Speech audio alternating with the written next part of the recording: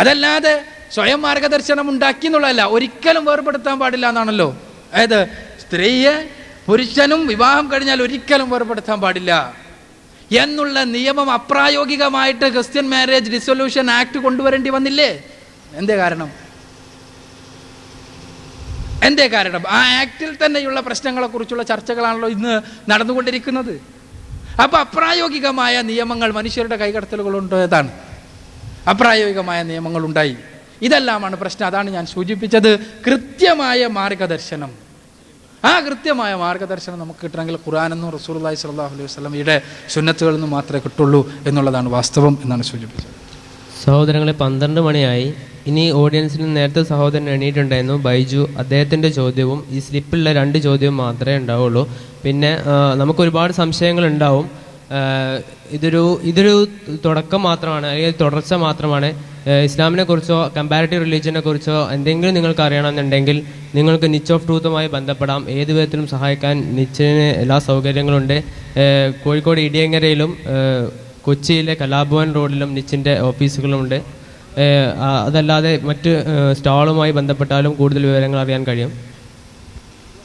ഞാൻ Baiju, 39th batch. എനിക്ക് 2 ചോദ്യമാണ് ചോദിക്കാനുള്ളത്. അത് ഒന്ന്, ഖുർആൻ തികച്ചും ശാസ്ത്രീയമായ ഒരു ഗ്രന്ഥമാണെന്ന് പറയുന്നുണ്ട്. അതിൽ ഇപ്പോൾ പുതുതായിട്ട് ഞങ്ങൾ പഠിക്കുന്ന അല്ലെങ്കിൽ ഞങ്ങളെ പഠിപ്പിച്ചിട്ടുള്ളൊരു സിദ്ധാന്തമാണ് തിയറി ഓഫ് എവല്യൂഷൻ, പരിണാമ സിദ്ധാന്തം. ഇതിനെക്കുറിച്ച് ഇസ്ലാമിക കാഴ്ചപ്പാട് എന്താണ്? രണ്ടാമതായിട്ട്, നേരത്തെ പറഞ്ഞൊരു ചോദ്യം ഉണ്ടായിരുന്നു, അതായത് ഒരു നാസ്തിക സമൂഹത്തിൽ തീർച്ചയായിട്ടും മൊറാലിറ്റി ഉണ്ടാവില്ല എന്ന്. ഞാൻ തിരിച്ചു ചോദിക്കട്ടെ, അതായത് അമേരിക്ക എന്ന് പറയുന്ന രാജ്യത്ത് അവിടെ ക്രിസ്തീയ സമൂഹത്തിൻ്റെതായിട്ടുള്ള ഒരു നിയമങ്ങളാണ് നിലനിൽക്കുന്നത്. അതുപോലെ തന്നെ അവിടെ നേരത്തെ ഒരു ഉദാഹരണം ചൂണ്ടിക്കാണിച്ചത് അവിടുത്തെ മൊറാലിറ്റി വീഴ്ചയെ കുറിച്ച്. തിരിച്ചു പറയുകയാണെങ്കിൽ ഇസ്ലാമിക സമൂഹം നിലനിൽക്കുന്ന പാകിസ്ഥാനിലാണ് നേരത്തെ തന്നെ സഹോദരൻ സൂചിപ്പിച്ച മാതിരി സംഭവങ്ങൾ ഉണ്ടായിട്ടുള്ളത്.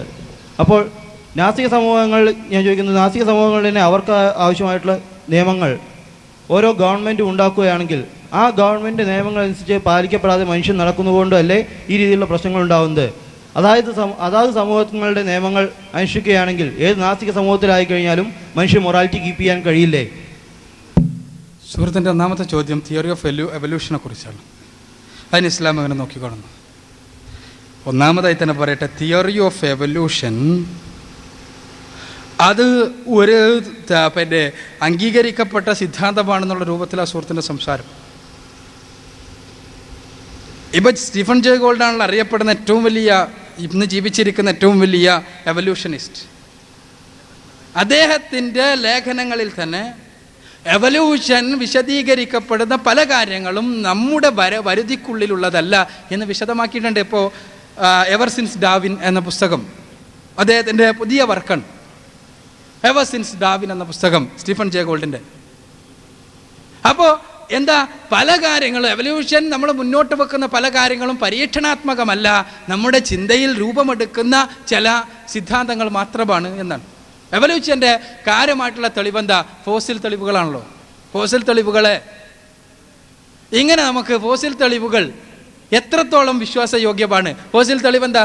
ചെറിയ വസ്തു മുതൽക്ക് വലിയ വസ്തു വരെ ഇങ്ങനെ, അതാ ഒരു ഏകകോശ ജീവി മുതൽ അതിൻ്റെ ഫോസിൽ മുതൽ ആ മനുഷ്യൻ്റെ ഫോസിൽ വരെ നിരത്തി വെച്ചാൽ ആ ഫോസിലുകൾ തമ്മിൽ ബന്ധമുണ്ട്, ആ ഫോസിലുകളുടെ ഘടന തമ്മിൽ ബന്ധമുണ്ട്. ഇതാണ് എവല്യൂഷൻ്റെ അപ്പാരൻ്റ് ആയിട്ടുള്ള, പുറത്തേക്ക് മനസ്സിലാക്കാവുന്ന പ്രത്യക്ഷമായ തെളിവായിട്ട് പറയപ്പെടുന്നത്.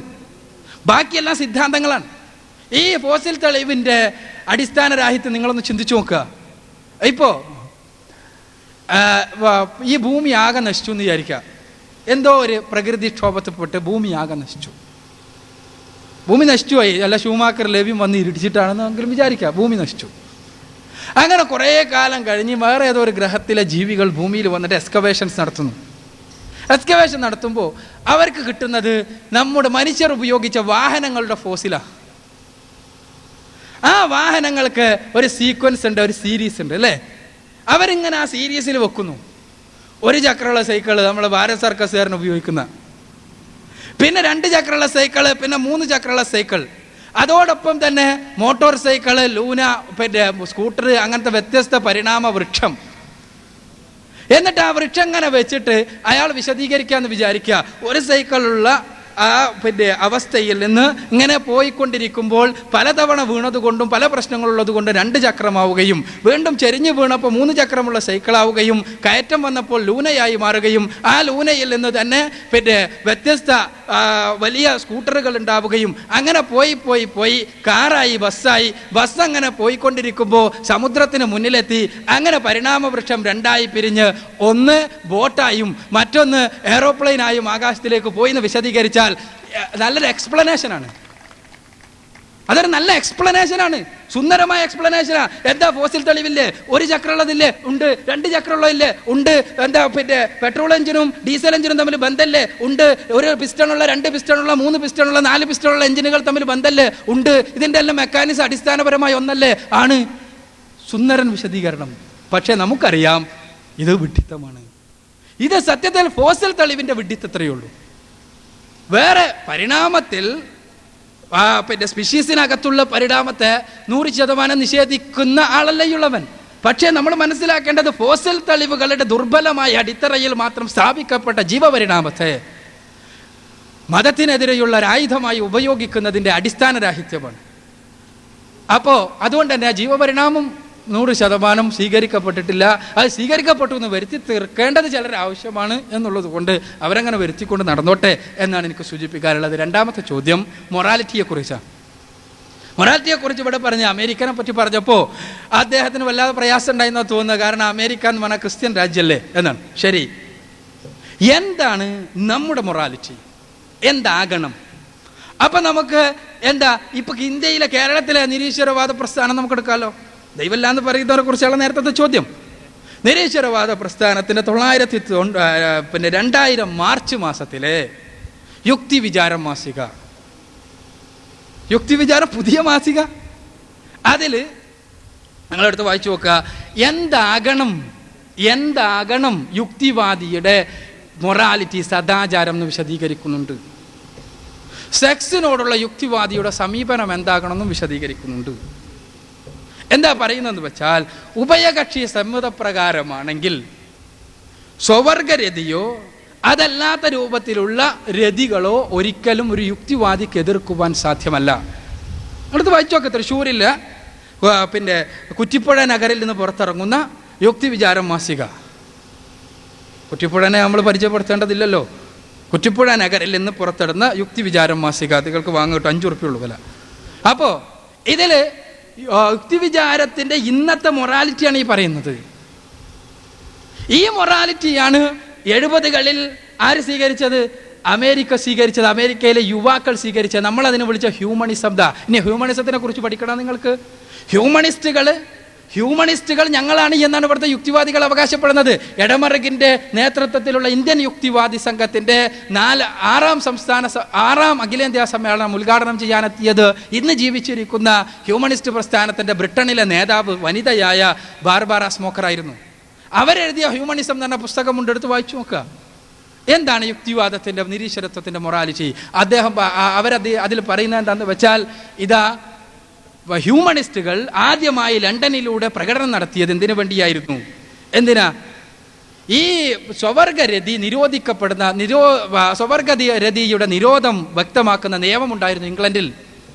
ഒരാൾ ആ ജീവിത രീതി സ്വീകരിക്കുകയാണെങ്കിൽ അത് സ്വീകരിച്ചാൽ അതുകൊണ്ട് ഒരാൾ സ്വയമേവ ആ രീതി സ്വീകരിക്കുകയാണെങ്കിൽ അയാളെ വിമർശിക്കാൻ ആർക്കും അധികാരമില്ല എന്നുള്ളത് കൊണ്ട് രാജ്യത്ത് ആ നിയമത്തിനെതിരെയാണ് ഹ്യൂമണിസ്റ്റുകൾ ആദ്യമായി പ്രകടനം നടത്തിയത്.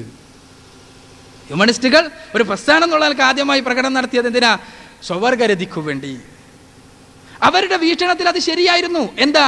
Sex without obligation. ഞാൻ നേരത്തെ പറഞ്ഞല്ലോ, സാധാരണ സെക്സ് എന്ന് പറഞ്ഞാൽ ഒരുപാട് പ്രശ്നങ്ങളുണ്ട്. ഗർഭധാരണം, കുഞ്ഞുണ്ടാകുക, മുലയൂട്ടല്, കുഞ്ഞിൻ്റെ വളർച്ച എല്ലാം പ്രശ്നമാണ്. അപ്പം എന്താ? സ്വവർഗരതി, സെക്സ് വിത്തൗട്ട് ഒബ്ലിഗേഷൻ, സുന്ദരമായ ആശയം. പക്ഷെ അത് സമൂഹത്തിൽ ഉണ്ടാക്കിയ പ്രശ്നം എന്താണെന്ന് നമ്മൾ പിന്നീട് മനസ്സിലാക്കി. പക്ഷെ ആ പ്രശ്നത്തിനെ കുറിച്ച് മനസ്സിലാക്കിയതിന് ശേഷം തിരുത്താൻ സാധ്യമല്ലാത്ത വിധം എയ്ഡ്സിനെ പോലെയുള്ള ഭീകരാവസ്ഥകൾ നമ്മുടെ മുന്നിലെത്തി. അതാണ് നമ്മൾ മനസ്സിലാക്കേണ്ടത്. അതുകൊണ്ട് തന്നെ മനുഷ്യൻ ആത്യന്തികമായി നല്ലതെന്താണ് ചീത്ത എന്താണ് എന്ന് തീരുമാനിക്കാൻ മനുഷ്യന് സാധ്യമല്ല. ഇതാണ് ഇവിടെ വ്യക്തമാകുന്നത്. മനുഷ്യന് നന്മ ഏതാണ് തിന്മ ഏതാണ് എന്ന് കൃത്യമായി വ്യവച്ഛേദിച്ച് മനസ്സിലാക്കാൻ മനുഷ്യർക്ക് സാധ്യമല്ല തന്നെ. സാധ്യമായിരുന്നുവെങ്കിൽ ഇത് പ്രശ്നമാകുമായിരുന്നില്ല. അതേപോലെ തന്നെ നമുക്കറിയാമല്ലോ 70 കൊല്ലക്കാലം ഏതാ സ്വകാര്യ സ്വത്തിന്റെ നിർമൂലനത്തിലൂടെയാണ് ലോകത്തെ സകലമാന തിന്മകളും സ്വകാര്യ സ്വത്തിലൂടെയാണ് ഉണ്ടാകുന്നത്. അതുകൊണ്ട് സ്വകാര്യ സ്വത്ത് പൂർണ്ണമായി നിഷ്കാസനം ചെയ്യണം എന്ന് വിചാരിച്ചിട്ട് 70 കൊല്ലക്കാലം പിന്നെ നമ്മൾ സ്വകാര്യ സ്വത്തിന്റെ നിർമൂലനത്തിലൂടെയുള്ള സ്വർഗരാജ്യം പണിയാൻ വേണ്ടി പരിശ്രമിച്ചല്ലോ സോവിയറ്റ് റഷ്യയിൽ. അതിന്റെ ഫലമായി 2 കോടി മനുഷ്യരാണ് മരിച്ചത്. മതമാണ് ഏറ്റവും കൂടുതൽ കലാപം ഉണ്ടാക്കിയെന്ന് ആരോ പറഞ്ഞല്ലോ. 2 കോടി മനുഷ്യരാണ് മരിച്ചത്. എന്ത്? സ്വകാര്യ സ്വത്തിന്റെ നിർമൂലനത്തിന് വേണ്ടി. എങ്ങനെ മരിച്ചു എന്നറിയോ? പട്ടിണി കിട്ടിട്ട്. റോബർട്ട് കോൺജസ്റ്റ് എഴുതിയ ദ ഗ്രേറ്റ് ഹൊറർ എന്ന പുസ്തകത്തിൽ, സോവിയറ്റോളജിസ്റ്റാണ് അദ്ദേഹം, ആ പുസ്തകത്തിൽ 1.5 കോടി ആളുകൾ മരിച്ചു എന്ന്. എങ്ങനെ? സ്റ്റാലിൻ പട്ടിണി കിട്ടിട്ട്. എങ്ങനെ പട്ടിണി കിട്ടു?